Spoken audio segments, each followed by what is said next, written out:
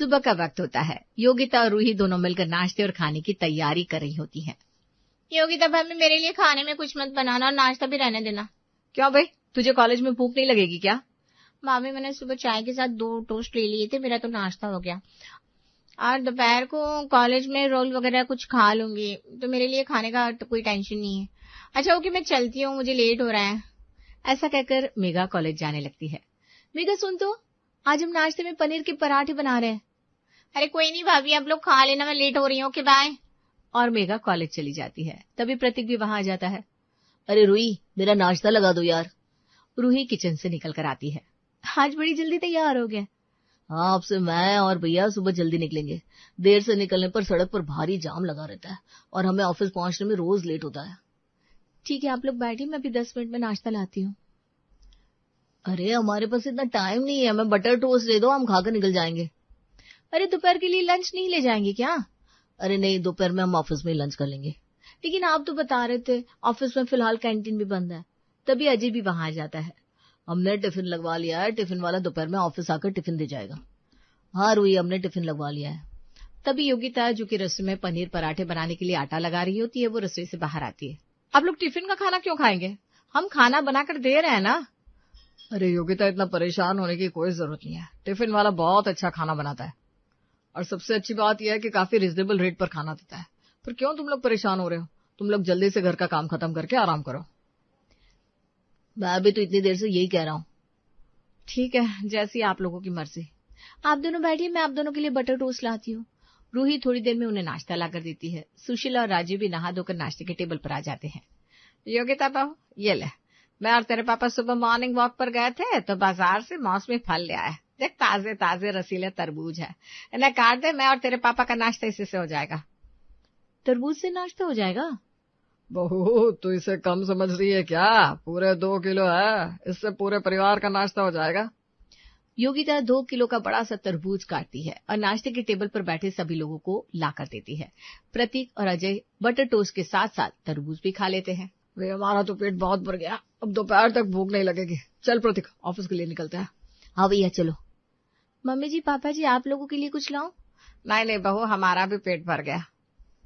रूही और योगिता किचन में बातें करने लगी। योगिता भाभी, सब लोगों ने टोस्ट और तरबूज से नाश्ता कर लिया, अब ये पनीर पराठे किसके लिए? क्या हम दोनों अपने लिए बनाएंगे? मैं सोच रही हूँ कि मैं भी टोस्ट और तरबूज से नाश्ता कर लूं। तेरे लिए पराठे बना देती हूँ। नहीं नहीं भाभी, एक काम करो, पराठे भी रहने दो। पनीर के पराठे हम दोपहर के खाने में बना देंगे। मैं भी टोस्ट और तरबूज ही खा लेती हूँ। ठीक है, तू नाश्ता निकाल, मैं अभी आती हूँ। इस तरह दोनों बहुओं को कुछ बनाना नहीं पड़ता और पूरे परिवार का नाश्ता भी हो जाता है।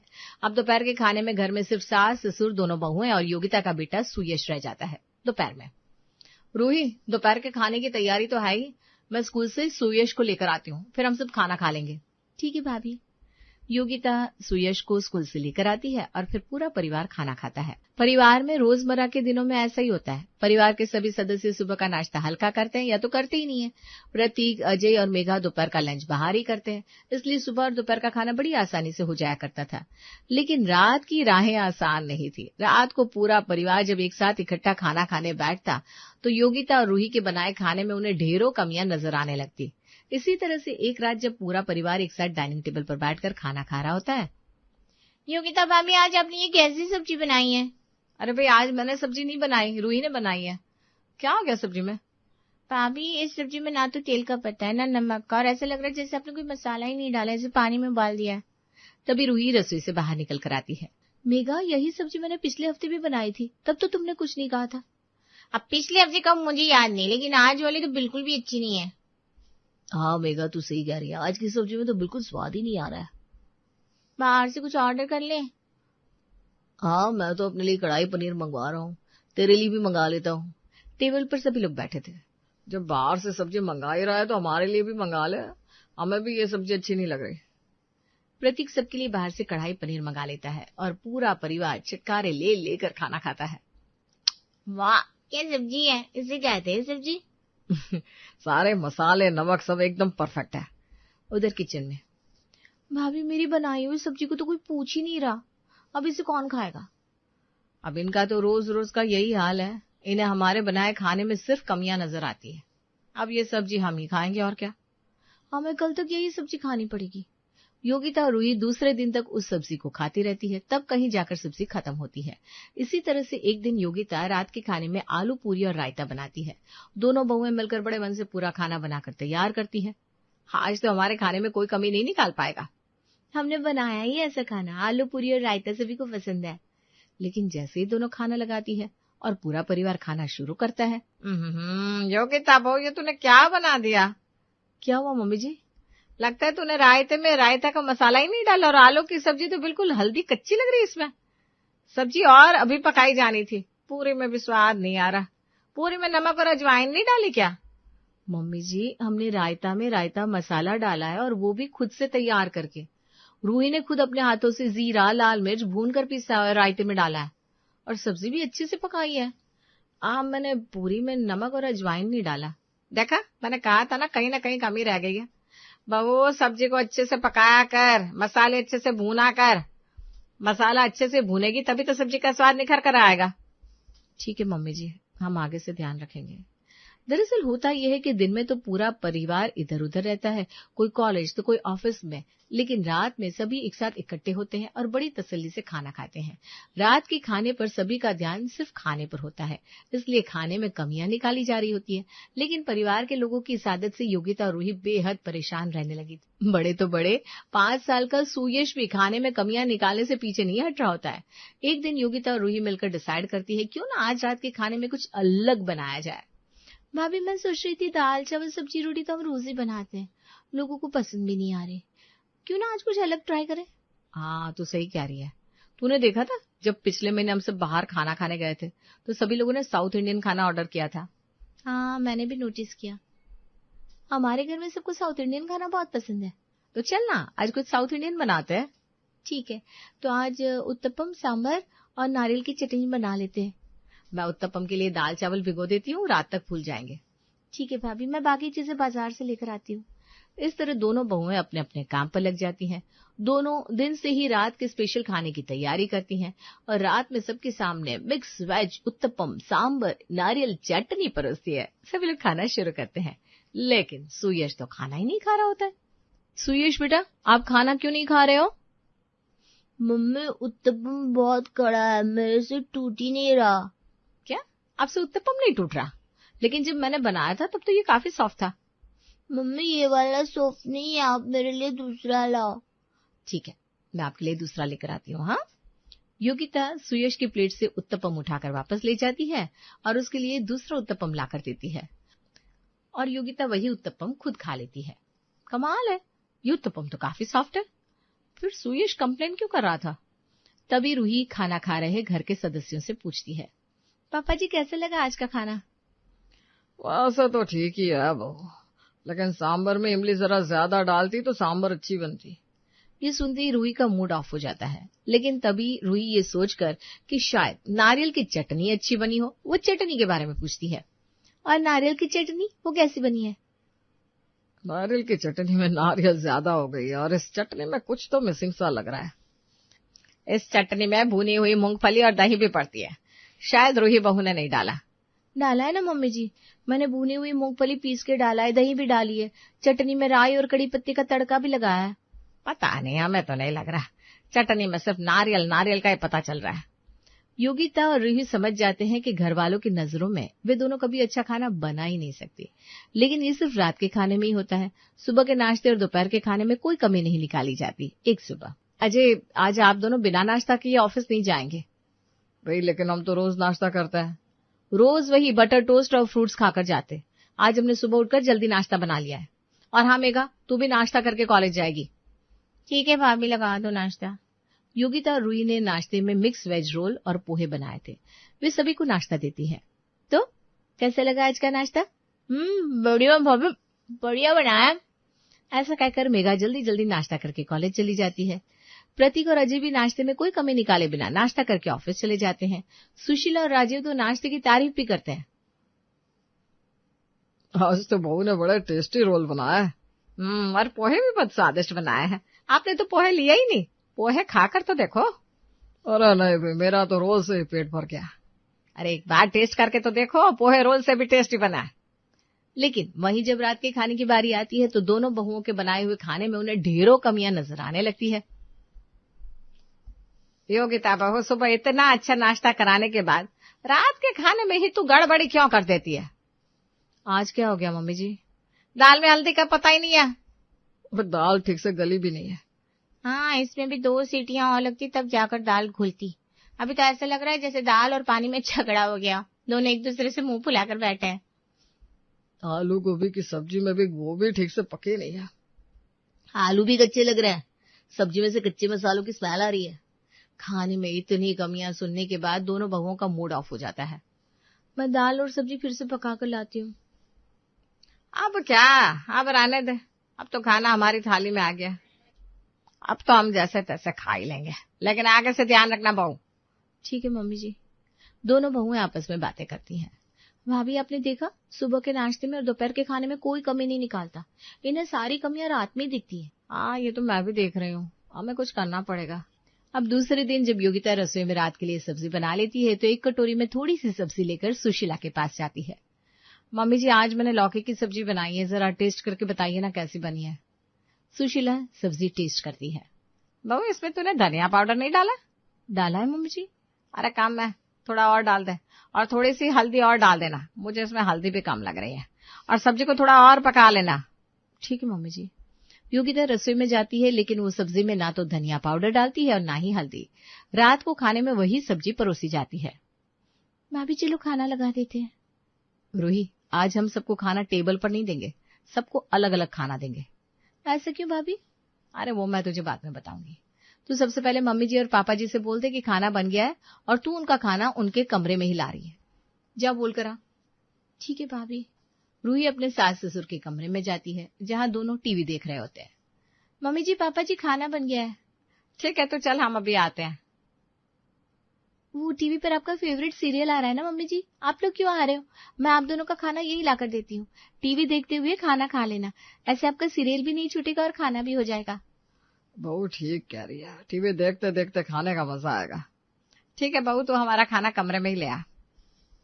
रूही अपने सास ससुर को उनके कमरे में खाना लाकर देती है। योगिता खाने में वही सब्जी परोसती है जिसमें थोड़ी देर पहले सुशीला ने ढेरों कमियां गिनवाई होती हैं। लेकिन टीवी देखते खाते हुए सुशीला को सब्जी में कोई कमी नजर नहीं आती। योगिता सास ससुर के कमरे में जाती है। मम्मी जी, अब सब्जी ठीक बन गई है ना? अरे बहू, तू ठीक की बात कर रही है, आज तो इतने स्वाद बनी है कि क्या बताऊं। तूने इसमें कौन सा खास मसाला डाल दिया? मैंने तो कोई खास मसाला नहीं डाला मम्मी जी, मैंने तो वही मसाले डाले हैं जो आपने बताया है। सचमुच आज तो सब्जी बहुत बढ़िया बनी है।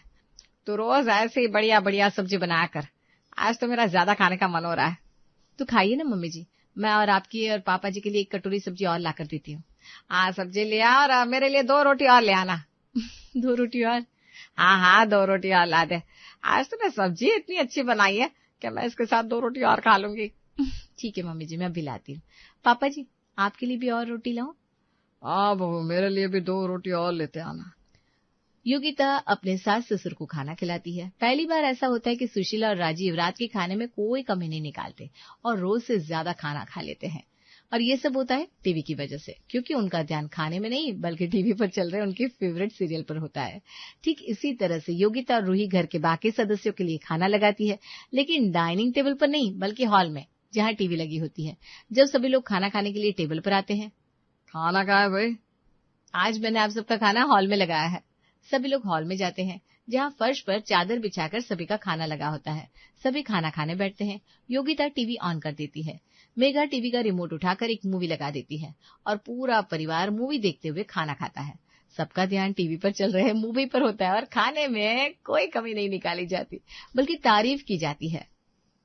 मैमी, आज आपने खाना बहुत अच्छा बनाया, मजा आ गया। हाँ भाई योगिता, क्या बात है, आज खाने में जान फूंक दी तुमने। आज मैंने बहुत ध्यान से खाना बनाया है। रोज खाने में कोई ना कोई कमी रह जाती थी, इसलिए आज मैंने सोचा ऐसा खाना बनाऊं कि कोई कमी ना रहे। रसोई में रूही योगिता से कहती है। भाभी, आज तो कमाल हो गया, आपने रात के खाने का सही इलाज ढूंढ लिया। आज सबने रोज से ज्यादा खाना खाया है और खाने की तारीफ भी कर रहा है। हाँ रूही, ये सब टीवी का कमाल है। दरअसल रात के खाने में जब सब लोग इकट्ठे होकर तसल्ली से खाना खाते थे, तब सबका ध्यान सिर्फ खाने पर होता था और कमी ना होते हुए भी उन्हें खाने में कमी नजर आती थी। और आज देखो खाना वही है, लेकिन फिर भी सबने अच्छे से खाना खाया है क्योंकि सबका ध्यान टीवी पर है। अब हम रोज यही करेंगे, मम्मी पापा को उनके कमरे में खाना दे दिया करेंगे और बाकी लोगों को हॉल में। अब अगले दिन भी दोनों यही करती हैं। सुशीला और राज्य को उनके कमरे में खाना दिया जाता है और घर के बाकी सदस्यों को हॉल में। मेघा टीवी पर मूवी लगा देती है। मेघा, मैच लगा दे, आज तो मैच आ रहा है। नहीं, मुझे मूवी देखनी है, मैं मूवी देखूंगी। इधर कमरे में अजय टीवी का चैनल चेंज करके मैच लगा देता है। ये क्या किया आपने? मैं सीरियल देख रही हूँ ना, और आपने मैच लगा दी। मुझे मैच देखनी है तो सीरियल बाद में देख लेना। बाद में कब? जब सीरियल खत्म हो जाएगा। सास ससुर को आपस में लड़ता हुआ देखकर योगिता राजीव से कहती है, पापा जी आप बाहर चलो, बाहर अजय और प्रतीक मैच देख रहे हैं, मम्मी जी को यहाँ सीरियल देखने दो, चलो मैं आपका खाना लेकर आती हूँ। इस तरह घर की तीनों पुरुष मंडली बाहर हॉल में मैच देखते हुए खाना खाती है। सुशीला, मेघा और सुयश कमरे में टीवी देखकर खाते हैं। बीच बीच में सभी खाने की तारीफ भी करते रहते हैं। खाना खत्म होने के बाद कोई मैच की चर्चा कर रहा था तो कोई टीवी सीरियल की। आज सिंधु ने क्या चौके पर छक्के जमाया, मजा आ गया। अरे उसी की वजह से तो हम मैच जीत गए। इधर सुशीला और मेघा टीवी सीरियल की बातें कर रही थी। कुसुम ने अपनी जेठानी को क्या करारा जवाब दिया है भाई। हाँ, लेकिन उसकी जेठानी बड़ी तेज है, वो चुप नहीं रहेगी। हाँ तो कल देखते हैं ना सीरियल में आगे क्या होता है। घर वालों की बातें सुनकर रूही और योगिता दोनों धीरे धीरे मुस्कुरा रही होती है। भाभी, रात के खाने की प्रॉब्लम सॉल्व। हाँ रूही, रात का खाना टीवी के बिना अधूरा है। टीवी ऑन होने के बाद ही खाने में स्वाद आता है। तुम्हें नहीं लगता कि मुझ पर थोड़ा ज्यादा काम पड़ जाता है? मतलब सबको हर चीज एकदम तुरंत चाहिए होती है एक साथ। मैं कोशिश करती हूँ लेकिन कभी कभी बहुत थक जाती हूँ। अरे यार कविता, इतना तो घर में होता ही है, तुम इतना क्यों सोचती हो? क्योंकि मैं सच में थक जाती हूँ अमित। कभी कभी खाना खाते खाते भी हाथ दर्द करते रहते हैं। देखो मम्मी पापा की आदतें ऐसी ही है, और वैसे भी मम्मी ने पूरी जिंदगी ये सब किया है। अगर वो कर सकती थी तो तुम भी कर लोगी धीरे धीरे। मतलब तुम्हें भी लगता है कि मैं बेकार परेशान हो रही हूँ? और मम्मी, सीरियसली मम्मी से तुम मुझे कंपेयर कर रहे हो? वाह, तुम तो काफी पुराने ख्यालों के निकले अमित, बहुत अच्छे। रात के 8:30 बज रहे थे और कविता रसोई में ऐसे भाग दौड़ कर रही थी जैसे कोई ढाबा खुला हो। एक तरफ तवे पर रोटियां भून रही थी तो दूसरी तरफ कढ़ाई में सब्जी खोल रही थी और तीसरी तरफ मिक्सी में हरी चटनी पीसने के लिए तैयार थी। अरे बाप रे, सब्जी में नमक ज्यादा हो गया, इसमें तो नींबू डालना पड़ेगा। उफ, रोटी भी जल जाएगी। कविता जल्दी से गैस बंद करती है और भागकर फ्रिज की तरफ नींबू लेने जाती है और तभी बाहर से आवाज आती है, अरे बहू, खाना बनने में अभी कितना टाइम लगेगा? भूख के मारे जान निकल रही है। हाँ कविता, जल्दी करो ना, सुबह से ऑफिस में इतना काम था कि सिर दर्द हो गया है, अब खाना बनने में भी इतना लेट हो रहा है। अरे आदमी 8-8 घंटे काम करे और फिर खाना भी ना खाए। तभी सुनीता भी रसोई में आ जाती है। अरे बाहू, हाँ जरा तेज चलाओ, सब भूखे बैठे हैं बाहर। अरे हम अपने जमाने में 10-10 लोगों का खाना बनाते थे, और वो भी टाइम से, और तुम हो कि नहीं दे पा रही हो। जी मम्मी जी, बस 5 मिनट। तुम्हारे ये 5 मिनट कभी खत्म नहीं होते हैं। अभी तक रोटियां ही बन रही है और चटनी कैसी खराब सी बनाई है, और धनिया डालो इसमें, तब जाकर अच्छा स्वाद आएगा। कविता एक हाथ से रोटी सेकती है, दूसरे हाथ से सब्जी चलाती है और फिर जल्दी से मिक्सी में धनिया डाल देती है। तभी अचानक मिक्सी बंद हो जाती है। अरे ये क्या हो गया? अब क्या हुआ बहू? मम्मी जी, वो शायद मिक्सी गर्म हो गई है। हे भगवान, अब चटनी कब बनेगी? तुम्हारे पापा जी बिना चटनी के खाना खाते नहीं है। मैं सिलबट्टे में पीस देती हूँ। हाँ तो जल्दी करो, मैं बाहर जा रही हूँ, यहाँ रसोई की गर्मी में तो खड़ा भी नहीं होया जा रहा है। कविता की सब्जी और चटनी बनकर तैयार हो जाती है, लेकिन तभी तवे पर रखी एक रोटी जल जाती है। अरे अरे, रोटी जल गई बहू, ध्यान कहाँ है तुम्हारा? सॉरी मम्मी जी, वो चटनी के चक्कर में। बेचारी कविता सारे काम निपटाती है और सबसे आखिरी में खाना खाते हुए मन ही मन सोचती है, ये लोग कितने अजीब हैं, इन्हें सब कुछ एक ही समय पर चाहिए, और वो भी एकदम गरम गरम। भला ऐसे कहाँ हो सकता है? मैं इंसान हूँ या मशीन? हाँ। कविता की शादी को 6 महीने हो गए थे और ये उसके लिए रोज की कहानी थी। अगले दिन दोपहर में जब सब आराम कर रहे थे तब सुनीता की 2 सहेलियां अचानक घर में आ जाती हैं। अरे बहू, मेरी 2 सहेलियां घर आ गई हैं, तुम जरा उनके लिए चाय नाश्ता बना दो, और हाँ, नाश्ते के साथ पुदीने की हरी चटनी जरूर बना लेना। फिर से चटनी। क्या कुछ कहा क्या बहू? नहीं मम्मी जी, कुछ नहीं, अभी बनाती हूँ। कविता रसोई में पहुंचकर नाश्ता और चाय बनाने लगती है और उधर सुनीता अपनी सहेलियों के साथ बातें करने में व्यस्त हो जाती है। अरे वाह सुनीता, बड़ी अच्छी खुशबू आ रही है रसोई से। अरे मेरी बहू है ही इतनी गुणवान, वो चाहे जो बनाए उसके बनाए खाने से ऐसी ही महक आती है। अच्छा, फिर तो आज खाना खाए बिना नहीं जाएंगे। कविता ये सुनते ही खुद से कहती है, बहुत अच्छे, मतलब अब और ज्यादा लोगों का खाना बनाना पड़ेगा। उफ। थोड़ी देर बाद रसोई में 4 गैस एक साथ जल रही थी क्योंकि अब खाना ज्यादा बनना था और वैरायटी में कोई समझौता नहीं होना था। एक तरफ दाल, दूसरी तरफ सब्जी, तीसरी तरफ चावल और चौथे पर कढ़ाई में टमाटर और लहसुन भुन रहे थे, जिनकी चटनी भी बननी थी। कविता पसीने से पूरी तरह से भीग चुकी थी, उसके बाल चेहरे से चिपक गए थे और हाथ लगातार काम करते करते कांपने लगे थे, लेकिन फिर भी वो बिना रुके सब कुछ संभाल रही थी। फिर थोड़ी देर बाद खाना टेबल पर लग जाता है। अरे वाह, क्या खुशबू है खाने की। सच में सुनीता, तुम्हारी बहू तो बहुत अच्छा खाना बनाती है। अरे भाभी जी, इसकी बनाई चटनी खाओ पहले, उंगलियां चाटते रह जाओगी। सब लोग खाना खाने लगते हैं और हर कोई कविता के खाने की तारीफ पर तारीफ किए जा रहा था। अब बहू, दाल तो बहुत ही अच्छी बनी है, बिल्कुल होटल जैसी बनी है। और ये लहसुन की चटनी, अरे वाह, मजा आ गया। मैंने कहा था ना, मेरी बहू बहुत गुणवान है, पूरा घर संभाल लेती है अकेले। कविता बस हल्की सी मुस्कान दे देती है, लेकिन अंदर ही अंदर उसका शरीर थकान से टूट रहा था।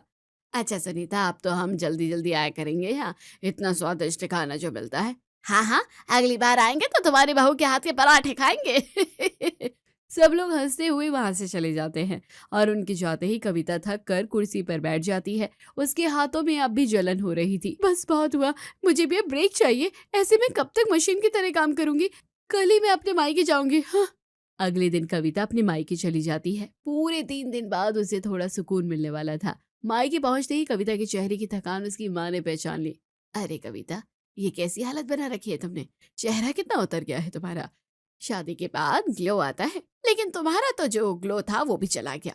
कुछ नहीं माँ, बस थोड़ा काम ज्यादा रहता है वहाँ, इसलिए थक जाती हूँ। बेटा, मुझसे मत छुपाओ, माँ हूं मैं तुम्हारी, साफ दिख रहा है कि तुम अंदर से बहुत परेशान हो। इतना सुनते ही कविता की आंखें भर जाती है। माँ, वहाँ सबको हर चीज परफेक्ट चाहिए, रोटी गरम चाहिए, सब्जी भी, चटनी भी, और सब कुछ एक साथ चाहिए। अगर एक चीज में भी देरी हो जाए ना, तो सब नाराज हो जाते हैं और मुझसे शिकायत करने लगते हैं। लेकिन तुम अकेली कितना करोगी बेटा, बस यही तो कोई नहीं समझता। सबको लगता है कि खाना अपने आप बन जाता है, और वो भी जल्दी जल्दी से। देखो कविता, हर घर का तरीका अलग होता है, लेकिन अगर तुम्हें परेशानी हो रही है तो एक बार प्यार से अपनी सास और पति को समझा कर देखो। हो सकता है उन्हें एहसास ही ना हो कि तुम कितनी थक जाती हो। पता नहीं माँ, शायद उन्हें फर्क ही ना पड़े। कोशिश करने में क्या जाता है बेटा। अपनी माँ की बात मानकर जब 3 दिन बाद कविता वापस अपने ससुराल लौटती है, तो उसी शाम वो हिम्मत करके सुनीता से बात करती है। मम्मी जी, मुझे आपसे कुछ बात करनी थी। हाँ बोले बहू। वो मैं कोशिश तो पूरी करती हूँ सब कुछ अच्छा बनाने की, लेकिन जब सब चीजें एक साथ बनानी पड़ती है ना, तो बहुत मुश्किल हो जाता है। कभी रोटी जल जाती है, कभी सब्जी बिगड़ जाती है। मैं सच में बहुत थक जाती हूँ।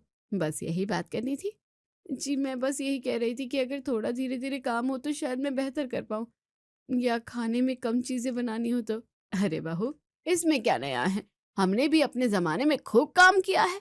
सुबह से रात तक रसोई में लगे रहते थे। तब तो इतने गैस चूल्हे और मिक्सी भी नहीं होते थे, सब कुछ हाथों से ही करना पड़ता था। जी मम्मी जी, लेकिन कुछ नहीं। घर संभालना हर औरत की जिम्मेदारी होती है, और आदमी लोग दिन भर बाहर मेहनत करते हैं। अब वो घर आएंगे तो खाने में 4 चीजें तो खाएंगे ही ना, इसमें परेशान होने वाली क्या बात है। जी। कविता चुप हो जाती है। उसे समझ आ जाता है कि सुनीता उसकी बात समझना ही नहीं चाहती। उसी रात कविता अमित के कमरे में आती है। अमित लैपटॉप पर ऑफिस का काम कर रहा था। अमित, मुझे तुमसे कुछ बात करनी है।